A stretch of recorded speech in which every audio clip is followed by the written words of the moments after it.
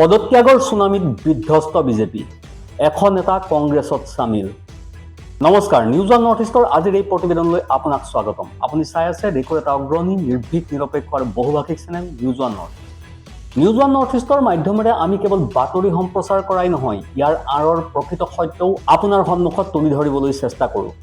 আজিৰ ভিডিঅ'টো ইমানেই বিস্ফোৰক আৰু তথ্য সমৃদ্ধ যে আপোনাৰ চকু কপালত উঠে। কাৰণ আজি আমি প্ৰকাশ কৰিম যে মেইন ষ্ট্ৰীম মিডিয়াই আপোনাক কেতিয়াও নেদেখুওৱা কেতবোৰ খবৰ, কেতবোৰ দৃশ্য। প্ৰিয় দৰ্শক, দেশৰ ৰাজনীতিত বৰ্তমান এক অতি আজব খেল চলি আছে। এফালে ভাৰতীয় জনতা পাৰ্টীয়ে বিভিন্ন ৰাজ্যত বিজয়ৰ ট্ৰাম্পেট বজাইছে, মিঠাই বিতৰণ কৰা হৈছে আৰু বিজয় উদযাপন কৰিছে। কিন্তু এক মিনিট ৰ'ব, সঁচাকৈয়ে এই জয় প্ৰকৃত জয় নে পৰ্দাৰ আঁৰত আৰু আন বহু কাহিনী আছে? কিয়নো দেশৰ বিভিন্ন ৰাজ্যত নিৰ্বাচনী জয় উদযাপন কৰি থকা বিজেপি এতিয়া বৃহৎ বিপৰ্যয়ৰ সন্মুখীন হৈছে, যাৰ প্ৰভাৱ দিল্লী পৰ্যন্ত পৰিছিল। আৰু এতিয়া যি প্ৰতিবেদন ওলাইছে, বিশ্বাস কৰক, ইয়াৰ পৰা স্পষ্টকৈ বুজা যায় যে কংগ্ৰেছ আৰু ৰাহুল গান্ধীৰ নীৰৱ প্ৰচেষ্টাই এতিয়া লাহে লাহে হ'লেও ভাল ফলাফল দেখুৱাবলৈ সক্ষম হৈছে। গতিকে প্ৰিয় দৰ্শক, সম্পূৰ্ণ কাহিনীটোনো কি, এই ভিডিঅ'টো চাওঁ আহক। এইখিনিতে আপোনালৈ আমাৰ এটি বিনম্ৰ অনুৰোধ আছে। এই ভিডিঅ'টো আপুনি লাইক কৰক, আমাৰ এই নিউজ ওৱান নৰ্থ ইষ্ট চেনেলটো ছাবস্ক্ৰাইব কৰক আৰু আপুনি ক'ৰ পৰা আমাৰ এই ভিডিঅ'টো চাই আছে কমেণ্ট কৰি জনাওক। আপোনাৰ বাবে এইটো 1 ছেকেণ্ডৰ কথা, কিন্তু আমাৰ বাবে ই আটাইতকৈ ডাঙৰ শক্তি আৰু উৎসাহ। আপোনাৰ সহযোগিতাই আমাক সত্য উদ্ঘাটনৰ ক্ষেত্ৰত বহু সাহস যোগাব। এতিয়া ভিডিঅ'টোলৈ আগবাঢ়ো। আচলতে বিহাৰত কি হৈছিল আপোনালোক সকলোৰে মনত আছে।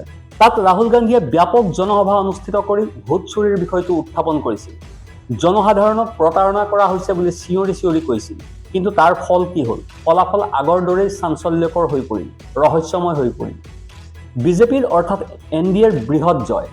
আৰু সেই সময়তে সকলোৱে কৈছিল বিৰোধী নিপাত গ'ল। বিৰোধীয়ে নিৰ্বাচনী প্ৰচাৰৰ নামত মাত্ৰ হুলস্থুলহে কৰিলে আৰু অৱশেষত মোদীজীৰেই জয় হ'ল। আনকি নিৰ্বাচন আয়োগেও বিচাৰৰ সন্মুখীন হ'বলগীয়া হ'ল। আনকি কংগ্ৰেছ নেতা ৰাহুল গান্ধীয়ে মঞ্চৰ পৰাই প্ৰমাণ দেখুৱাইছিল যে কেনেদৰে নিৰ্বাচনত নীতি বহিৰ্ভূতভাৱে ভোটদান হৈছিল, কিন্তু সেই সময়ত কোনেও বিশ্বাস কৰা নাছিল। কিন্তু বৰ্তমানহে যেন বিহাৰৰ মানুহৰ নিদ্ৰা ভংগ হৈছে। বিহাৰৰ অলিয়ে গলিয়ে চৰ্চা হোৱা বাতৰিয়ে ইয়াৰে স্পষ্ট প্ৰমাণ দিছে। সাধাৰণতে আপুনি আৰু মই এইটোৱেই দেখিবলৈ পাওঁ যে চৰকাৰ গঠন কৰি ক্ষমতালৈ অহা দলটোত জনতা আৰু বিভিন্ন দলৰ নেতাই ভিৰ কৰে, কাৰণ উদিত সূৰ্যক সকলোৱে প্ৰণাম কৰে। কিন্তু বিহাৰত এতিয়া অন্য এক জোৱাৰহে উঠিছে। সঁচাকৈয়ে NDA পুনৰ ক্ষমতালৈ অহাৰ পাছৰে পৰা যোগদান কৰাসকলৰ নহয়, পদত্যাগৰ এক অবিৰত ধাৰা চলিবলৈ আৰম্ভ কৰিছে। পদত্যাগৰ বলিয়াবানে বিজেপি আৰু সহযোগী দলসমূহকো বিমূৰত পেলাইছে। কালিলৈকে দলৰ পতাকাৰ তলত থিয় দি থকা বিজেপিৰ নিজা নিষ্ঠাবান কৰ্মীসকলে এতিয়া দল ত্যাগ কৰি হয় RJDত যোগদান কৰিছে, নহয় কংগ্ৰেছত যোগদান কৰিছে।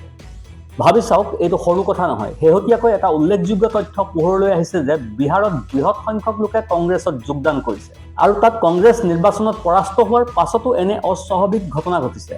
এবাৰ ভাবি চাওকচোন, পৰাজিত হোৱা এটা দলৰ ওপৰত কোনে বেট লগাব? কিন্তু বিহাৰৰ সাদাকত আশ্ৰমত যি ঘটনা সংঘটিত হ'ল, ই সকলোকে বাকৰুদ্ধ কৰি তুলিছে।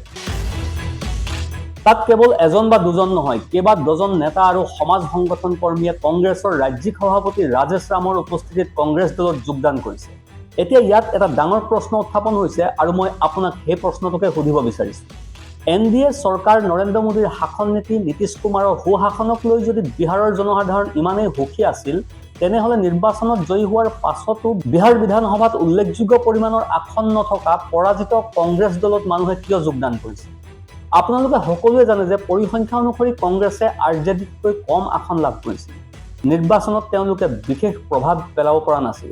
তথাপিও যদি মানুহে বিজেপিৰ দৰে শক্তিশালী আৰু শাসকীয় দল এটা এৰি কংগ্ৰেছত যোগদান কৰিছে, তেন্তে ইয়াৰ অৰ্থ স্পষ্ট যে ক'ৰবাত জনসাধাৰণৰ মোহভংগ হৈছে আৰু কংগ্ৰেছৰ প্ৰতি নতুন আস্থা এটাৰ উন্মেষ ঘটিছে, যিটোৱে ভৱিষ্যতে এক বৃহৎ ধুমুহাৰ সংকেত দিয়ে।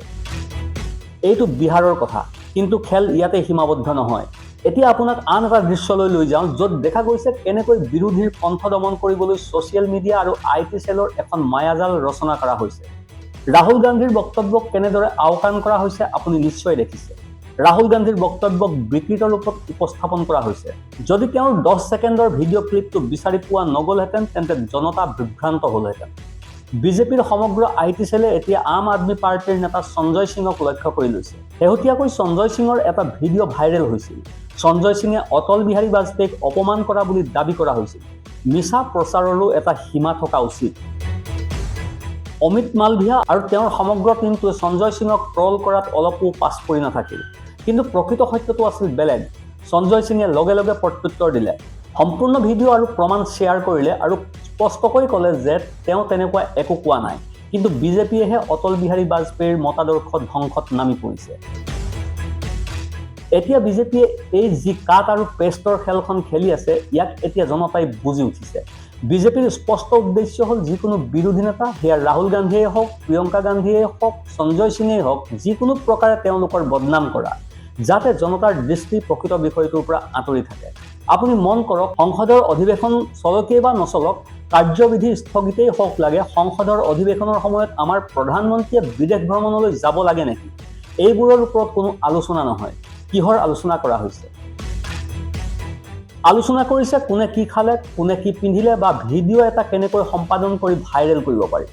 ৰাহুল গান্ধীক ঠাট্টা কৰাই হওক বা নেহেৰু গান্ধী পৰিয়ালক গালি পৰাই হওক, এই সকলোবোৰ 24 ঘণ্টাই ঘটি আহিছে।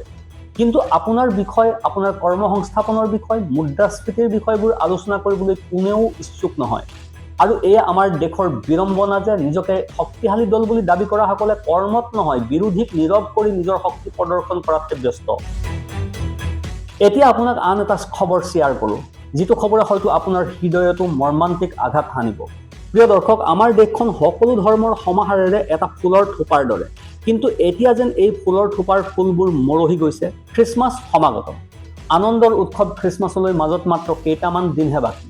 কিন্তু কেৰালাৰ পৰা আহিছে এটা চাঞ্চল্যকৰ খবৰ।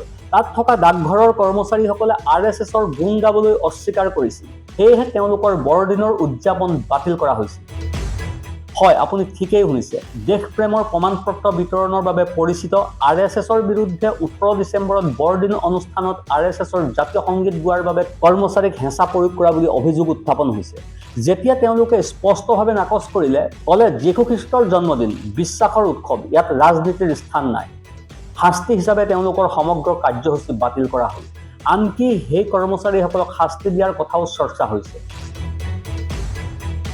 আনকি ৰাজ্যসভাৰ সাংসদ জন ব্ৰিটাছে কেন্দ্ৰীয় মন্ত্ৰী জ্যোতিৰাদিত্য সিন্ধিয়ালৈ এখন চিঠি লিখিও সুধিছে যে এয়া কি? খ্ৰীষ্টমাছ একেলগে উদযাপন কৰাৰ উৎসৱ, এয়া কোনো ৰাজনৈতিক ক্ষেত্ৰ নহয়। কিন্তু দুখৰ বিষয় যে আমাৰ দেশত সংখ্যালঘু সম্প্ৰদায়ৰ উৎসৱৰ ক্ষেত্ৰত প্ৰায়ে এনেকুৱাই হয়। কেতিয়াবা গীৰ্জা ভাঙি পেলোৱা হয়, কেতিয়াবা প্ৰাৰ্থনাত ব্যাঘাত জন্মোৱা হয়, আৰু এতিয়া এইটো নতুন আদেশ। এই সকলোবোৰ দেখি শুনি আমি সঁচাকৈ দুখিত হৈ পৰিছোঁ যে আমি আচলতে কলৈ গৈ আছোঁ। কিন্তু আপুনি জানে, এটা মুদ্ৰাৰ দুটা দিশ থাকে। আমাৰ দেশত এফালে যদি ঘৃণাৰ ৰাজনীতি আছে, আনফালে সেই ঘৃণা নিৰ্মূলৰ ৰাজনীতিও আছে।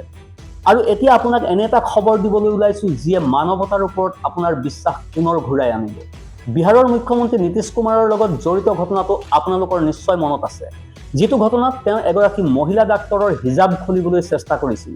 সেই ঘটনাই সকলোকে লজ্জিত কৰি তুলিছিল। কিন্তু এতিয়া চুবুৰীয়া ৰাজ্য ঝাৰখণ্ডৰ পৰাও সেই একেটা ঘটনাৰ এক ইতিবাচক দিশৰ উন্মেষ ঘটিছে।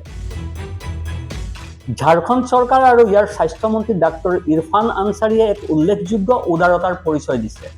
বিহাৰৰ মুখ্যমন্ত্ৰী নীতিশ কুমাৰৰ হাতত বেইজ্জত হোৱা ডক্টৰ নুছৰত পাৰভিনক মুকলিকৈ ঝাৰখণ্ডত চৰকাৰী চাকৰিৰ প্ৰস্তাৱ দিছে। আৰু এইটো কোনো সৰু অফাৰ নহয়। ঝাৰখণ্ডত ডক্টৰ নুছৰত পাৰভিনক 3 লাখ টকা মাহিলী দৰমহা, তেওঁৰ পচন্দৰ পষ্টিং, থাকিবলৈ চৰকাৰী ফ্লেট আৰু সম্পূৰ্ণ নিৰাপত্তা আৰু সন্মানৰ প্ৰতিশ্ৰুতি দিয়া হৈছে। মন্ত্ৰীগৰাকীয়ে স্পষ্টকৈ উল্লেখ কৰিছে যে ঝাৰখণ্ডত আমি চিকিৎসকক সন্মান কৰোঁ। ইয়াত কাৰো মৰ্যাদা আপোচ কৰা নহয়। ইয়াত তেওঁলোকে নিৰাপদ পৰিৱেশ বিচাৰি পাব। এইটোৱেই পাৰ্থক্য।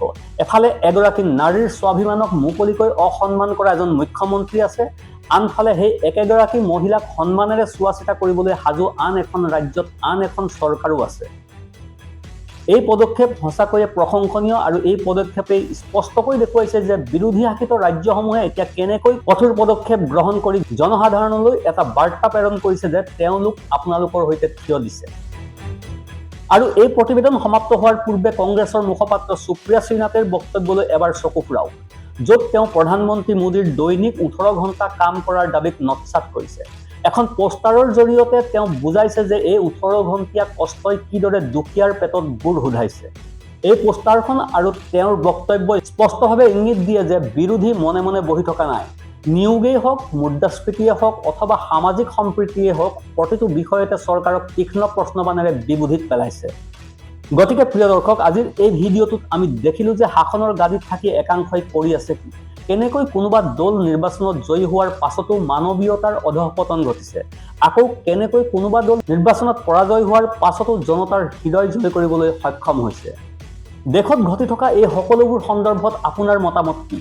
আপুনিও অনুভৱ কৰেনে যে বিহাৰত পৰিৱৰ্তনৰ বতাহ বলিছে? খ্ৰীষ্টমাছৰ দৰে উৎসৱবোৰৰ ওপৰত এই নিষেধাজ্ঞা ন্যায্য নেকি? আৰু ঝাৰখণ্ড চৰকাৰৰ মাহিলী 3 লাখ টকীয়া চাকৰিৰ প্ৰস্তাৱক লৈ আপোনাৰ মতামত কি? তলৰ কমেণ্ট ছেকশ্যনত আপোনাৰ মনৰ কথা শ্বেয়াৰ কৰিব, কাৰণ আপোনাৰ কণ্ঠই হৈছে আমাৰ মূল শক্তি। Bureau' report, news 1 north east.